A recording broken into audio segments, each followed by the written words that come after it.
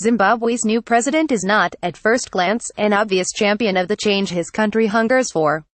Emmerson Mnangagwa is 75, and for decades he was right-hand man to Robert Mugabe, accused of the same human rights abuses and similar corruption.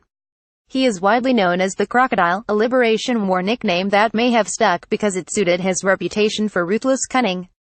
Born in East Zimbabwe, where relatives remember an active and confident boy, he spent 10 years in jail during the struggle, gaining O-levels and A-levels and eventually a law degree, then returned to fighting in the bush. After independence he was a stalwart of the ZANU party, which he now leads, and was one of Mugabe's closest aides, cycling through roles including spymaster and security chief, and administering the well-stocked party coffers before being made vice-president. He fell out of favor, and was ousted along with supporters from his low-cost faction, when his own presidential ambitions crossed those of Mugabe's wife, Grace, but the split was very recent. Thousands of people wait for the arrival of Emmerson Mnangagwa at an Air Force base in Harare on Wednesday. Photograph Kim Ludbrook Mnangagwa isn't exactly a fresh face. He's been with Mugabe since 1976. He was the chief hatchet man for Mugabe on and off for 40 years. That's a fact that hasn't suddenly become irrelevant, said the historian Stuart Doran. Perhaps the most controversial episode from Mnangagwa's past is his role in ethnic massacres in the 1980s, carried out under Mugabe's as part of a vicious post-independence power struggle with other factions. Thousands of civilians were massacred by the Zimbabwean military, mostly ethnic Ndebelese in Matabeleland. Mnangagwa was in charge of intelligence services at the time. He has blamed the uniformed military for the killings. But there has never been any real accounting for the deaths, which have left a deeply painful legacy. We need to confront the Matabeleland issue head-on so we can heal, set up a peace and reconciliation committee, so we can move on, said the activist Marshall Shanghai. Our brothers and sisters in the South are hurting. For over 30 years it has just been swept under the carpet. Human rights groups also say Mnangagwa played a key role in violence directed at the growing political opposition in Zimbabwe. He is blamed for repression during the 2008 election campaign so intense that the opposition candidate eventually dropped out of the race, leaving the way clear for Mugabe to remain in power. It's difficult to see how going forward he can be respectful of human rights, given his history, said Duma Vinga, Southern Africa analyst for Human Rights Watch.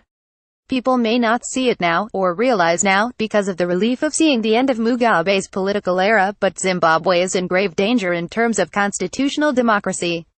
Mnangagwa also has long ties with China. He trained there as a guerrilla in the 1960s, sent his son to study at a Chinese university, and visited Beijing shortly before the coup, leading to speculation that he had gone to seek the blessing of officials there. It is a connection that may help him bring in the loans and foreign investment Zimbabwe so badly needs, but has also sparked worries that he could look to Beijing for a new political model for his country, seeking to mix economic freedom with tighter political control. In recent years Mnangagwa has been seen as more business-friendly and pragmatic than many other senior officials within ZANU. This partially explains his appeal to some Zimbabweans today. Mnangagwa and Mugabe in Parliament, December 2016. Photograph Aaron Ufumeleapa when he spoke to an enthusiastic crowd of supporters outside the ruling party headquarters on Wednesday evening, hours after arriving from South Africa to take power. Mnangagwa received his biggest applause when he spoke of growing the economy and providing jobs. Behind him on the podium was his wife, Auxilia, a ZANU member of parliament since 2008. The couple have one child.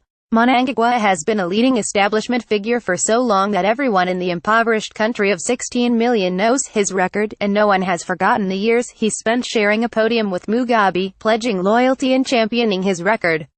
Mnangagwa's speech at ZANU headquarters on Wednesday night ended with the thumping melody of a well-known that was a standard at Mugabe's rallies.